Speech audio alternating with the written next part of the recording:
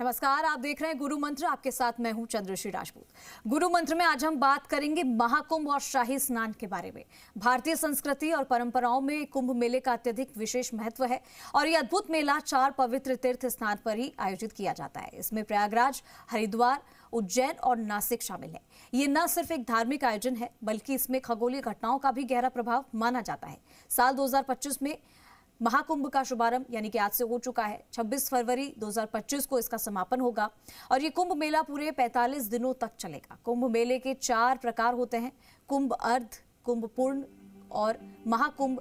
इन सभी के बीच समय अवधि धार्मिक महत्व और खगोलीय कर्म के आधार पर दी जाती है। अक्सर लोगों में उनके लिए काफी दुविधा रहती है और इनमें ग्रहण के भी क्या खगोलीय कारण है ये भी हम जानेंगे, आपको बताएंगे। कुंभ मेला हर 12 सालों में आयोजित होता है और इसी के तहत तीर्थ स्थलों पर बारी बारी से इसे मनाया जाता है। तो इसको लेकर क्या कुछ विशेष चीजें हैं हम आपको बताएंगे और साथ ही इसका क्या महत्व है और इसी को लेकर क्या कुछ अलग चीजें होती हैं महाकुंभ को लेकर, क्योंकि आज से इसकी शुरुआत हो गई है। आपको ज्यादा जानकारी देंगे, हमारे साथ जुड़ चुके हैं ज्योतिष आचार्य पंडित बंशीलाल शास्त्री जी। आपका बहुत बहुत स्वागत है आचार्य जी।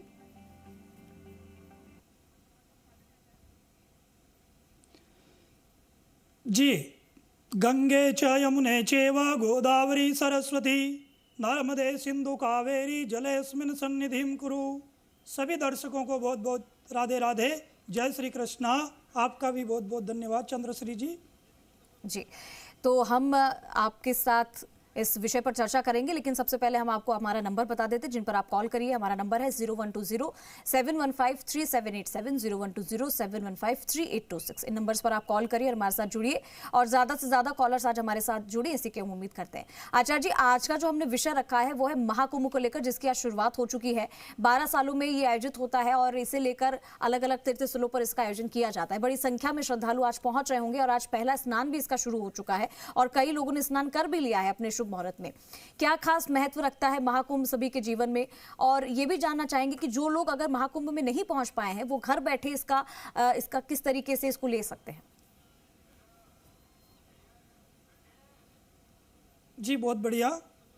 गृहाणाम च यथा सूर्यो नक्षत्राणाम यथा शशि तीर्थानाम उत्तमम तीर्थम प्रयागाख्यात्मनोत्तमम। अर्थात जिस प्रकार से ग्रहों में सूर्य श्रेष्ठ हैं, नक्षत्रों में चंद्रमा श्रेष्ठ हैं, उसी प्रकार से तीर्थों में इसको प्रयागराज को सर्वोत्तम माना गया है। और प्रयागराज में दर्शन करने मात्र से, स्नान करने मात्र से हमारे 7 जन्मों के पाप नष्ट हो जाते हैं। ये जो है ये कुंभ का मेला, ये कुंभ नहीं महाकुंभ है और ये 144 साल के बाद में आयोजित हो रहा है। बहुत ही ऐतिहासिक ये होने वाला है। ये हमारे धर्म के अनुसार दुनिया का सबसे बड़ा आध्यात्मिक, धार्मिक और सामाजिक समरसता को बढ़ाने वाला कुंभ का मेला है। यह बहुत ही अद्भुत और विहंगम दृश्य होने वाला है। इसके लिए आप सभी वहाँ पर जाएं जरूर और दर्शन करें, क्योंकि ये कुंभ जो होता है ये 144 साल बाद में, अर्थात जब 12 कुंभ पूर्ण हो जाते हैं उसके बाद में ये महाकुंभ प्रयागराज में आयोजित होता है। कुंभ होते हैं, एक तो कुंभ होता है, अर्ध कुंभ होता है, एक पूर्ण कुंभ होता है और एक महाकुंभ होता है। अर्ध कुंभ 6 वर्षों के अंतराल में हरिद्वार और प्रयागराज में होता है और कुंभ हमारे 4 स्थानों पर हरिद्वार, नासिक, उज्जैन और प्रयागराज में 12-12 वर्षों के अंतराल में आते हैं। इसका धार्मिक जो है वो बहुत ही बड़ा महत्व माना गया है। कुंभ में स्नान करने से हमारे 7 जन्मों के पाप भी नष्ट हो जाते हैं और हमारे पितरों की आत्मा को भी इससे शांति मिलती है। इसका कुंभ का अर्थ क्या होता है? कुंभ यानी घड़ा। तो घड़े का मतलब होता है, आप सोच लीजिए कि जब प्राचीन काल में समुद्र मंथन हो रहा था और समुद्र मंथन में से धन्वंतरी भगवान जो अमृत का कलश लेकर के ऊपर आए, उसी के लिए यह युद्ध हुआ था। इसका लिए ऐसा बताया जाता है कि विष्णु भगवान ने मोहिनी रूप धारण करके और इस कुंभ को इंद्र के पुत्र जयंत को सौंपा था और जयंत ने कौवे का रूप धारण करके आकाश में उड़ान भरी, उसके पीछे पीछे सारे राक्षस भी हो लिए थे अमृत पाने के लिए।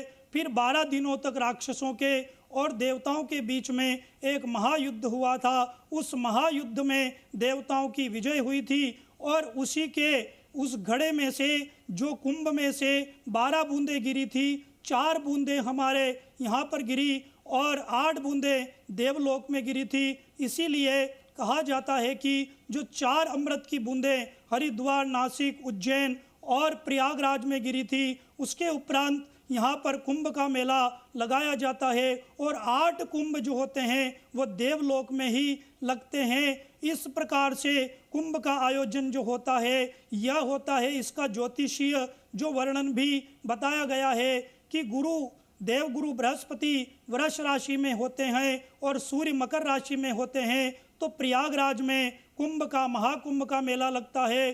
गुरु जब कुंभ राशि में होते हैं, सूर्य मेष राशि में होते हैं, तब हरिद्वार में कुंभ का मेला लगता है। जब गुरु सिंह राशि में और सूर्य मेष राशि में होते हैं, तब उज्जैन नगरी में सिंहस्थ का कुंभ लगता है। गुरु जब सिंह राशि में होते हैं, सूर्य भी सिंह राशि में होते हैं, तब नासिक में कुंभ का मेला आयोजित होता है। यह कुंभ का मेला बहुत ही दुर्लभ और अद्भुत होता है और यह संक्रांति जो है 2025 की यह भी अद्भुत और बड़ी पुण्य फलदायक होने वाली है। इसमें कुंभ में लगातार 3 दिन तक स्नान करने से हमको जो है एक अश्वमेघ यज्ञ का फल मिल जाता है। जो लोग जो हैं वृद्ध हैं या जो वहाँ पर जाने में समर्थ नहीं हैं, वो उनके घर पे भी गंगा जी का जल, सरस्वती यमुना जी का जल लेकर के और गंगे च यमुने चैव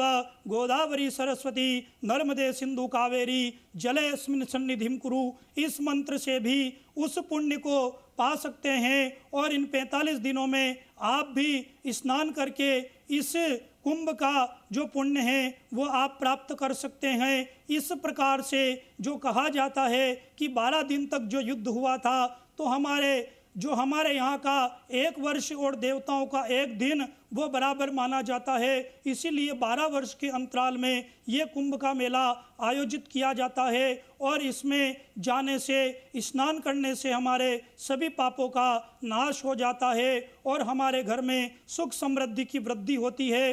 परंतु जब पापों का नाश हो जाता है तो हम वहाँ पर जाएं तो ये संकल्प लेकर के जाएं, हम हमारे मन के सभी विकारों को समाप्त कर के जाएं और वहाँ पर संकल्प लें कि आगे भविष्य में हम इस प्रकार से किसी भी प्रकार का पाप नहीं करेंगे।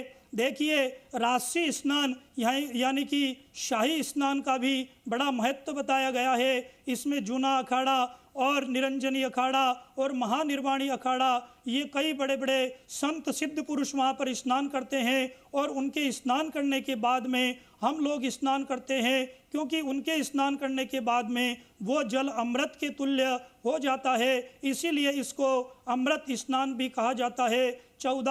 13 जनवरी से लेकर के 26 जनवरी तक यह महाकुंभ चलेगा। 14 जनवरी को पहला शाही स्नान होगा, 29 जनवरी को भी शाही स्नान होगा मौनी अमावस्या पर। उसके बाद में ये महाशिवरात्रि 26 फरवरी को इसका समापन होगा। इसीलिए आप सभी भी इसका पुण्य फल जरूर प्राप्त करें और यहाँ पर स्नान जरूर करें। जी।